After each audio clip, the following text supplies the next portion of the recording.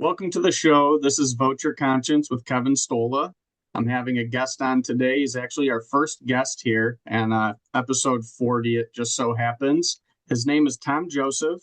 He started a company called Bookminders almost 40 years ago, from what I know, and that does online accounting. One of the first ones, or possibly even the first one. We will hear about that in a minute here as well. And he is also the founder and treasurer of America's Main Street Party. So this is a new party that he actually invented a new and innovating process, which is trying to create a free and equal nominating system. So we're going to hear about that. I'm excited about it. I talked to Tom a couple weeks ago here actually to get just an idea of what it is, and I'm pretty excited to hear about it.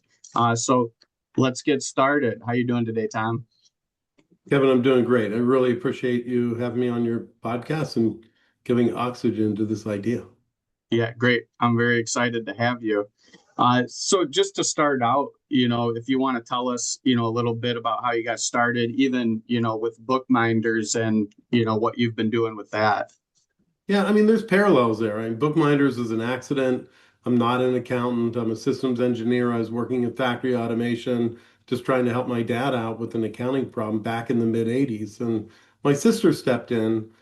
She had children and was willing to help, but really didn't want to help that much. She didn't Yeah. want to be on site. And, we worked out a process where she was able to work from home and provide the solution. It kind of dawned on me that somebody in this situation could probably support 5 or 10 different businesses at one time working from home doing it. And kind of a light bulb went off. And that was 1984. It was premature. But in 1991, I lost my job and I started Bookminders. And, like I said, an unlikely accountant. But it was something that faced a lot of challenges about data security and do you let people take data off site and but I was really coming with a new process that really was employee considering the employees first. And our states now we have over 100 employees. We were featured on Meg Empowered by Meg Ryan, where she talks about women-centric businesses, which is what Oh, Bookminders wow. is. So really Yeah, nice. that's But awesome. years ago, during the COVID, the management team of Bookminders was great. All women management team kind of retired me, and during the COVID, I was really concerned about partisanship, just kind of wrecking ourselves. And I made a promise that because I'd gotten some help from the government in the form of PPP money, that I would somehow pay it forward, and that I knew I didn't want to run for office, and I knew changing laws was really not a way to go. But I thought, maybe taking a business person's approach, is there a way to kind of create something different? And I never expected to accomplish anything, honestly. And then I kind of stumbled again, like Bookminder, stumbled on an idea that I thought was really compelling. And it's kind of, I've got actually the same kind of passion I did 40 years ago about starting Bookminders that I do about getting this thing going, even though I really never expected to do anything. Yeah, so you're not trying to run yourself then. This is a new political party that's going to be, nominating different people. The current system is really not something I'd want to be part of. So I think, people from the outside need to fix it. So it'd then be desirable for somebody like me to be in it. But I'm already pretty old, and I think this is a system that needs to be work for the younger generation and somehow to figure out how to get all these octogenarians out of Congress. And that's the Well, whole I agree thing that with that. really bugged me and was really what motivated me is as a person who, again, in business, the thought of uncompetitive districts is where quality is bad. And it's an opportunity for businesses to go in there. And for decades, I'm just wondering why is there nobody cracking this uncompetitive district? And what I found out is that the system is rigged. It's not rigged in the sense that we can't count votes. It's rigged in the sense that the parties pick who their voters are so that they can always get reelected. And the reelection rate is so high, and it means that they're not accountable, that they can say and do what they want. And if you wonder why, they up. So for me, I was convinced that if you to make any significant change, you have to change the incentive system. You have to fundamentally change the relationship between politicians and money. Until you do that, you're treading water at best. Okay, yeah. So the system here that you're talking about, I mean, how does that work? And then where do, the candidates come from? This is not a candidate-centric party. This is a people-centric party. And again, getting back to that analogy, if you're going to launch a product, you're not going to launch it nationwide. You're going to be very selective and make sure that you're successful in those first markets you go into. So our approach, and we're not able to make an impact for the midterms. This is something that would probably be ready, best case, for 2028. But then we pick an equal number of red and blue gerrymandered districts and market the contest to those districts. We recruit a local committee, almost like an Olympic organizing committee, that would run the contest using our app and portal as the backbone. And so we're making it easy for the local districts to, empower themselves to make their voice count in a place where, even, you know, staunch party members in a district where their gerryman aren't really tremendously happy with the representation because it tends to be either too far right or too far left of where the population really is. And when you consider the folks that have been gerrymandered into those districts that have no voice, this has an opportunity for them to push the nominee, if it's in a red district, to be more pink and not financially tied to the Republican Party, and in a blue district to make it more baby blue and not tied to the Democratic Party. So if you can do that, if you can send, representative Congress that aren't in a third party, but really represent a moneyless caucus that either liberal or conservative, it's going to create the factions that add some balance and get rid of the dysfunction that we have in Congress. Hmm. And so how did you, get into this? Like, why is this issue important to you that you're going to put in, all of this effort to come up with this new system? And I'm sure, I mean, with, Bookminders, you said you retired from that now? Yeah, I mean, I still own Bookminders, and we are under very capable leadership, and um, you know, I don't want to become a politician, that's for sure. And Yeah. I'm an engineer, so I'm not going to write a book. Yeah. But so So with your experience with Bookminders, I mean, you said that turned into, having like 100 employees or more. That's a pretty big organization to operate. So now you're switching and using your skills to create this new system. Are you planning on being the head operating it? I will. Again, I'm getting up there in age. I mean, I want to build an organization in terms of America's Main Street Party that would have a board and would have, an executive director. Right now, I'm really the only person. I mean, I have some interns that have been helping me out. My sister also volunteers to help move this forward. But as a fully functioning organization, I would probably expect to be a board member, not the executive director. But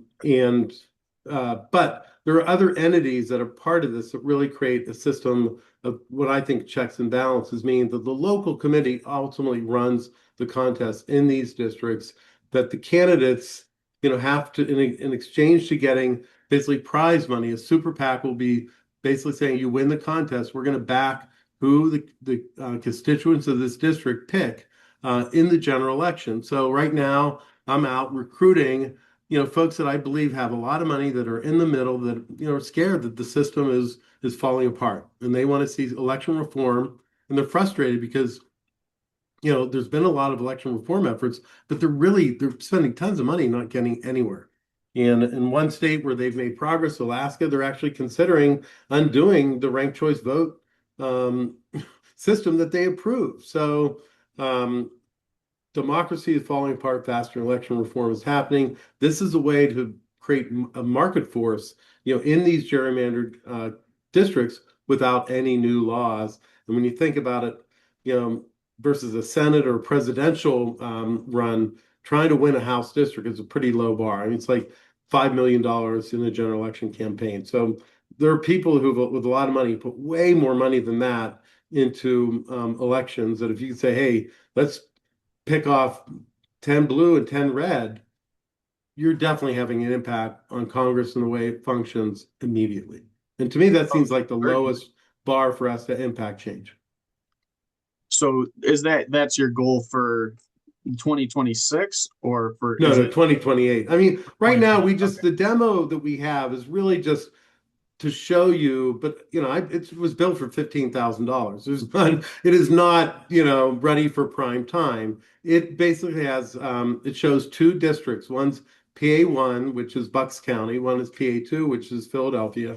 And the whole model's kind of built around James Wilson and the free and equal election clause and the history in Philadelphia. So you can go in and see in each of these districts, there's 100 what I'm calling avatar candidates. We use AI just to create their pictures and little videos. But the idea is that you can quickly realize that you don't need advertising to choose this. You can create a level playing field that has each candidate has their own space that's equal. They've got a place to put a policy position paper. They're going to have the same number of characters as every other person putting a policy position paper. If they have a video that's a PS public service announcement, they'll get the same number of seconds. So the each campaign will be equal within the platform, and it'll be free for them to construct. It won't be a super low bar. I mean, they're going to still have to submit all the information they would have to admit should they win the contest. So we're going to make sure that they've, you know, um, adhere to all campaign finance rules, that we can do a background check on them. The committee should act almost like an HR department. I kind of think it's silly that there's so many times that these candidates gets way into their campaign. All of a sudden we find out they didn't serve in a branch of the military that they claim to. That's a $5 background check. Yeah, And that's insane. so those are the things that we're doing a lot of common sense stuff that probably people say, hey, why don't we do this? You know why we don't do this? Because we've basically let rich people run amok. Yeah, so anyone could apply, but there's going to be a couple barriers at least. So there's not just a million people that applied, and Right. some of them aren't even, going to be qualified. Yeah, I mean, obviously you have to be the right age. We're not going to try to disqualify. We just want to make sure we're disclaiming. And the bar would be the real bar is that like to get on a general election ballot now, you'd have to get for the House like 500 people to sign a petition to put you on there. So we're going to do something similar that they'd have to get 100 people to download the app, go through the process of verifying themselves as a citizen of the district and endorse them.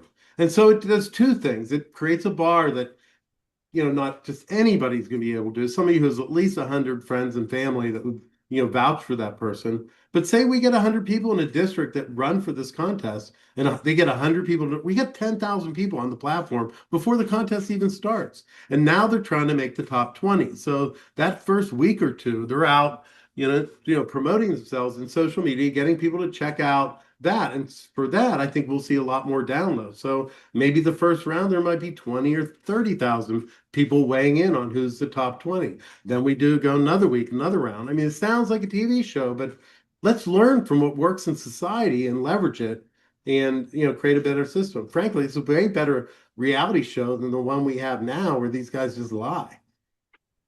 Well, I agree with that at least.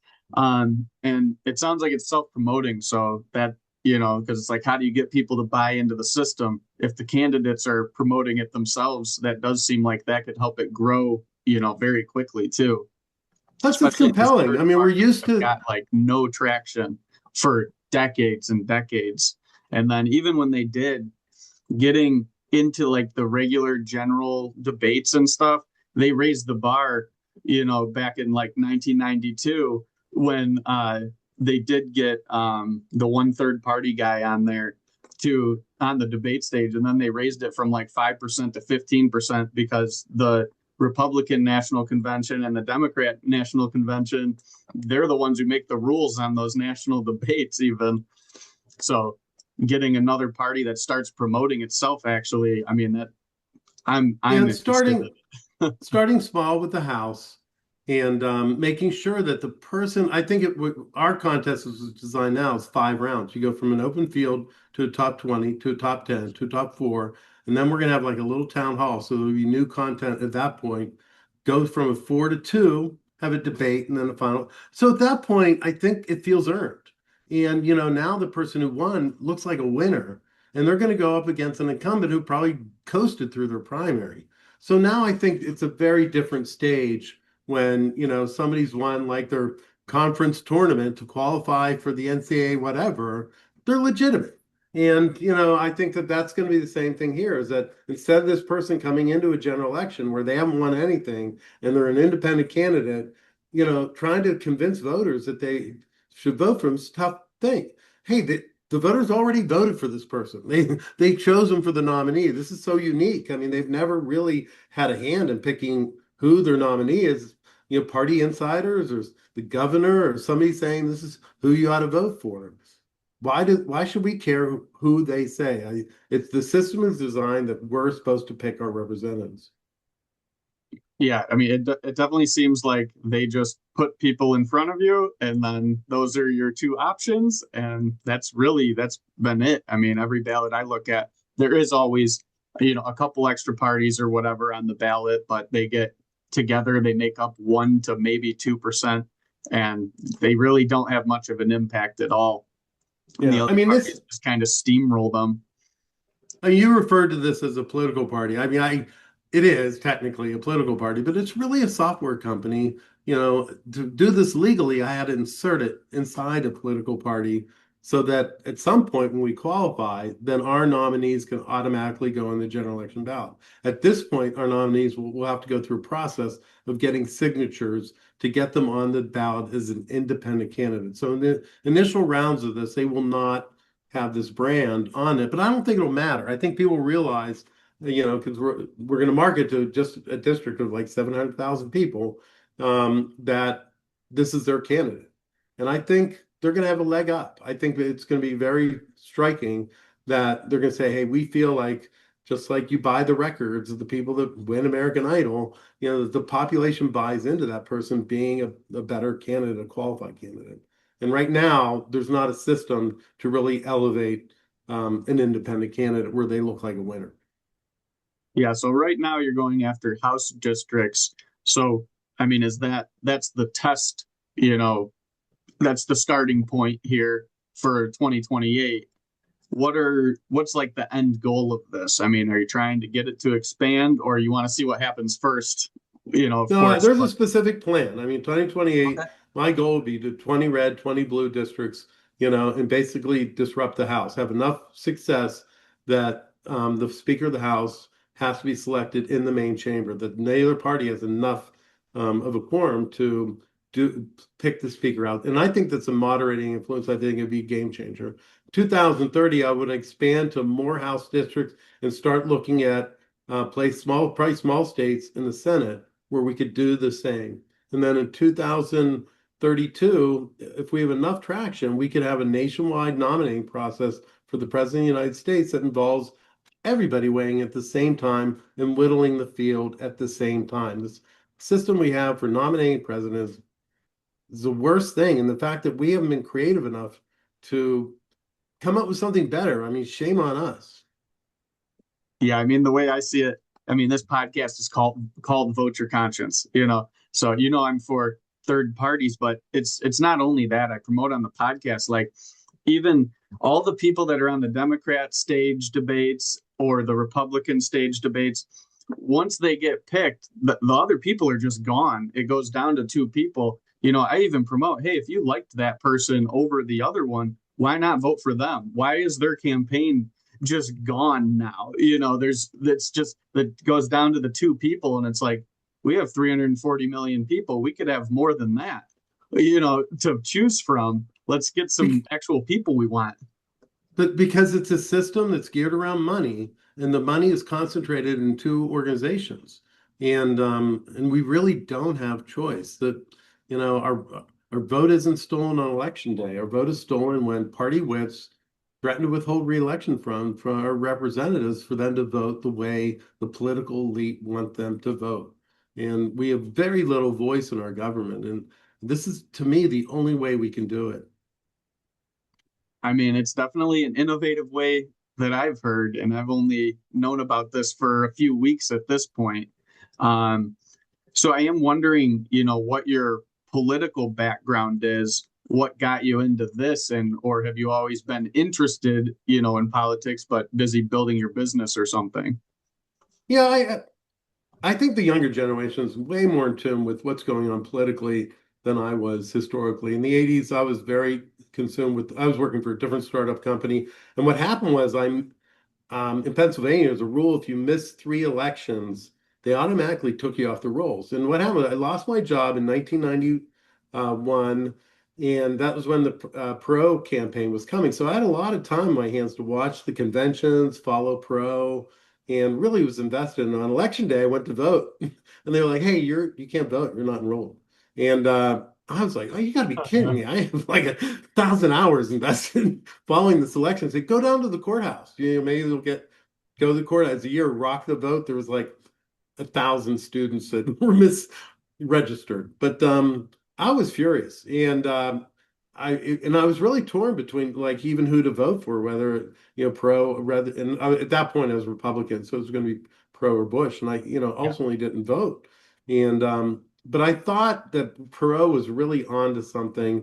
And his big mistake was focusing on the presidency, that if you really wanted to reform the system, you really got to start with Congress. And he got just too caught up with that. And if they'd really stayed the focus on the Reform Party about being a reforming Congress, that could be about it. So that thing was really the initial seed in my head that I could never get out of my brain, even though I was really, focused on bookminders. I could never lose this thought that there's some way there to possibly disrupt the system, and that it's keyed on Congress, and that you should never you focus on that, fix that, make it desirable. You can get a decent president. If I were a guy like Mark Cuban or somebody in the middle, Bloomberg, I mean, would I want to preside over this Congress? I don't know. Ross Perot, I would think same thing. Like if he was alive Yeah. today and running for president, does he really want to preside over this Congress? Yeah. I mean, I guess so. Ross Perot was, he was a wealthy person who decided to run.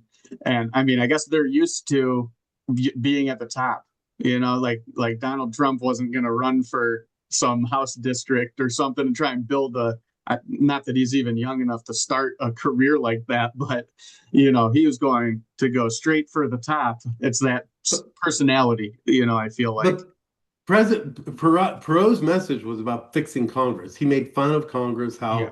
how, the committee system was rigged, and, how it's just ridiculous how they operate. And comparing it to, he's right. When you compare it to the way businesses run, we'd all go out of business. We ran our businesses like Congress runs itself. So he really did, his message resonated, but I think he just lost focus. And that's why, start with the house. Like if you can't make a dent there, you're lost. So, take it one step at a time. The Constitution was written that way, the House, the Senate, the presidency. So I think in some ways the founders laid out a way for us to reconstitute the government by following it, start from the top. Yeah. Yeah, definitely. Um, so on this app right now, you said that there's a test feature, so you can try it out. What does that look like right now? Well, so what you do is you'll go in, and the first thing you'll say, pick a district, and you'll see that there's 7 issues. And what we envision is that the local committees will put 7 issues on the ballot that they see coming before Congress. And in our little model there, we have 2 global, 3 national, 2 local. And the 2 global, I think, are Iran and borders, and there's trade. But the idea is that, in a red district, you're going to have mostly conservative candidates, but you're giving them flexibility to take positions all over the map on, whether they take moderate, right, or, yes, no positions. But in that field, now the constituents can go and say, hey, wow, 100 can't, that's too much.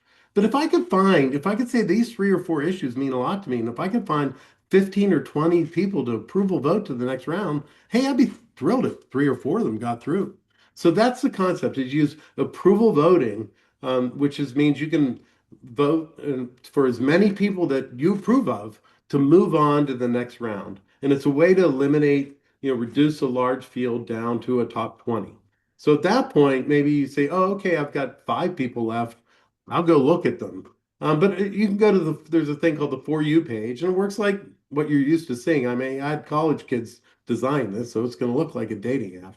But you can go there, and then you can see that their profile comes up. You'll see it's there's a lot of overhead to make the audio work with the video, but you can see there's like mini versions of the candidates doing public service announcements or being on a podium and pitching. But the idea is that, I think quickly citizens will be able to look at this and say, yeah, we don't need advertising. If we don't need advertising, we don't need money. And this is a fair way to go through a selection process and reduce a field to somebody saying going to actually match my values. And you can hold their feet to the fire. At the end of the day, the person who comes out with this is going to have their positions, their 7 positions, and there's going to be some consensus around the fact that the district cares about those 7 positions. So if they come back 2 years later and didn't, do that, they can pick somebody else. But if they did honor their commitment, they deserve reelection.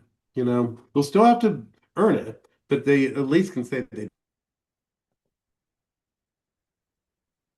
Oh, deserve. it was freezing there for a second. Sorry. Um, yeah. So, I mean, I like that idea.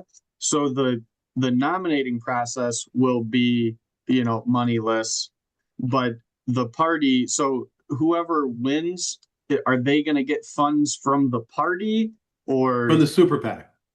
okay? So So that's think how of the the party. super PAC as if the party is a tech company, the super PAC is our venture capital firm, and so Okay. the next step of the process for me is to really recruit and find either a pool or an individual wealthy donor that wants to work on cracking the system. And there's a lot of money that's going into election reform. People recognize that there's problems here. I think in 2024 is close to $100 million went into it. And they went 0 for 8, I believe, on statewide election reform. Not that there wasn't some progress that needs to be made, but the progress really needs to be made in these legislative districts. That's where gerrymandering is occurring. It's where it robs our voice. I mean, most cases, mayoral elections and local score, they're pretty fair. I mean, those people are in the community, they're accountable.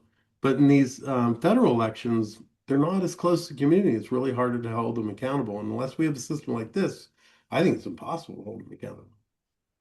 Oh yeah, and even I don't think people understand how much money even goes into like those smaller district races that you don't even think about it, but it's coming down from the Republican Party and the Democrat Party. Everyone's focused on, the president or the governors, Yeah. even senator races, but the House races, I mean, the The, Democrats and Republicans fund them all the way down, even into your local areas well, too. actually, they Really don't don't. notice.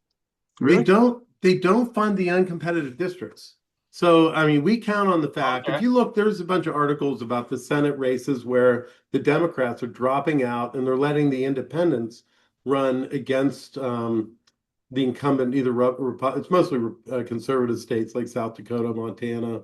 There's 3 of them.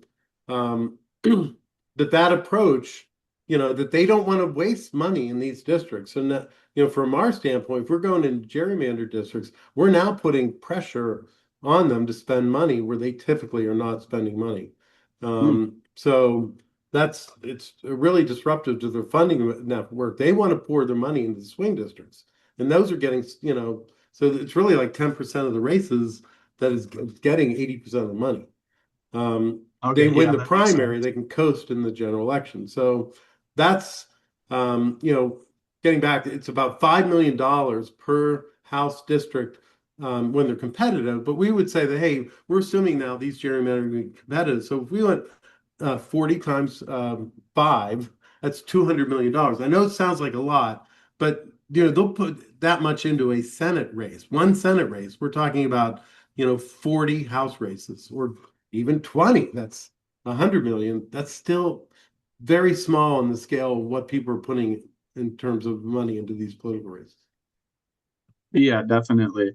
Um, so we are running out of time here. I don't want to, waste your time at all here.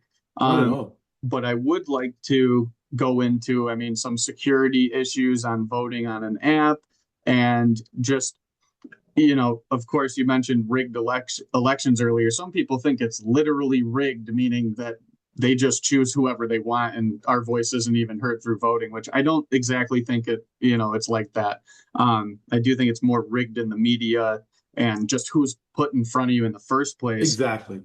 But so how would this system, be blocked off from I mean, even just you choosing, if you wanted, a certain candidate, since you're the founder. I mean, I don't know too much about security on technology.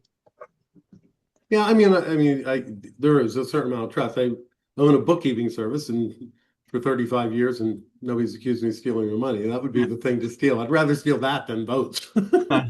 Um, but to get back, we're actually partnering with a couple organizations. One's the Digital Democracy Project, who's incorporated technology called Votes.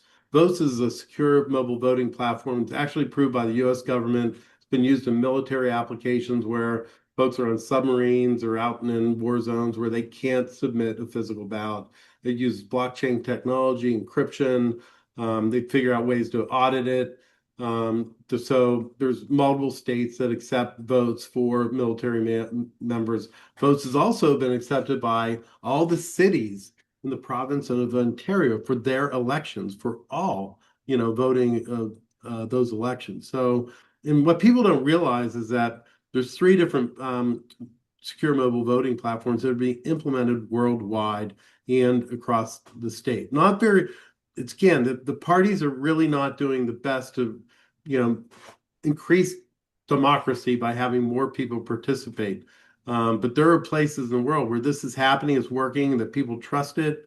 It takes time. So I think by deploying this technology in a nominating system, non-election system, it gives us a sandbox, a place to play with it. And sure, hey, maybe we do get hacked, but we can figure out, we know we got hacked. We can just rerun the nominating contest. There's not much of a burden to just register in your mobile device how to do this.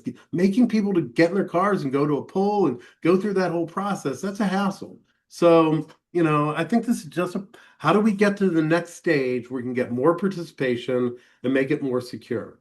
So I don't see the issues there, but again, I've navigated a business where people are always trying to bang into our server and get account numbers and the defenses are there now. Yeah, I didn't even know that there was voting like that going on. I even in other places in the world, I knew that it wasn't here in our election system where you can vote online, but I didn't know that they had military service doing that already. I Yeah, mean, for eight I years grew actually. up in the time of computers. My dad was a computer salesman at Hewlett Packard. I had a computer, when I was 5 years old. So I was always confused that we weren't already voting on computers, but there's always been security concerns and stuff like that. But that does make sense in the nominating system. It's not the overall threat who was chosen to the actual, position at that point. I always tell people too, the proof is in the pudding. I mean, if somebody won American Idol and couldn't sing, yeah, you're gonna think this is rigged. And so if we elevate a candidate that people like, they're gonna feel like the system's working. And also the local committee, this isn't gonna be run by some person in the sky. The local committee is gonna have all the tools to run the application and check the data and make sure we're gonna have things called like virtual polling locations where it might be a school district where you can easily see not who people voted, but who participated, so that there's some quality control on this. So um, that's what I learned from industry is that you visualize the data, it helps people have confidence in the result. Yeah, well, I guess I only really have one more question for you, and then I'll let you get going here. Okay. It's kind of just I have to because of the just what the topic is. In politics, everyone thinks of anyone involved in politics as being, greedy, these seedy people trying to control everything. So what's in it for you here? Why are you doing this? And then where can we see that you could benefit, yourself and your self-interest instead of just doing this because you actually care and want to try to help us have a better democracy. Yeah. Well, I'll tell you, Bookminders has given me the luxury to do this. And one thing is that once you make money, the only thing left to do is to make history. So that's what's in it for me. I Okay. mean, if I do this, I mean, you have to say it's going to be a pretty big deal. So that motivates me. I mean, I don't need to, like I said, I can't write a book. I don't have the skills. And I contribute a system. And if that system helps make democracy more fair, I mean, that I leave a footprint. And I don't have much time to do that. Well, I mean, I like that answer. I, I mean, I am very excited to see how this goes too. and I'm going to go test it too and see. Yeah. Where can we MainStreetParty.org mainstreetparty.org. So I'll be putting this in the is where description. you can see that. And the other thing, what's that? Wilson's Fountain is the initiative that really is the research behind it. Very limited about the money I can spend in the party because I can only donate $5,000 a year. But Wilson's Fountain is a private initiative, and I've hired students to do a lot of the research behind what is possible. So if you're a nerd and you want to kind of dig into the history of James Wilson and what's behind this, go to wilsonsfountain.us. .us is a public service website. But again, that's something is part of me giving back what I benefited from the PPP. We did spend all the PPP money, on PPP funds, but I also got a tax break, and I thought, I could spend some of my tax break. Yeah, of course. And then, so I will put these into our description below. I'll be posting clips on Instagram, Facebook, Twitter, and I'll put all this information too. So the best place to go is it mainstreetparty.org? MainStreetParty.org. Yeah, MainStreetParty.org. mainstreetparty.org. All right. And then Wilson's Foundation No, or Wilson's Wilson's Fountain. James Wilson Fountain.us. described free and equal elections as the original fountain of democracy, and that we let the well get poisoned, that it spreads to all aspects of the state. And that's kind of where we are now. We have unfair elections, and it's kind of wrecking everything. All right. Well, I really appreciate your time. I will let you get going. Hopefully we can stay in touch. Maybe we'll talk after the midterms and see how everything is going, because I'm guessing you're going to be starting to have actual nominees coming after the midterms and stuff. And then we can actually, I'm excited to see how the process starts here. So I will let you get going here, and I'll put all this in the description. And I really appreciate your time. Thank you so much for coming on. Kevin, thanks for having me on. Good to see you again.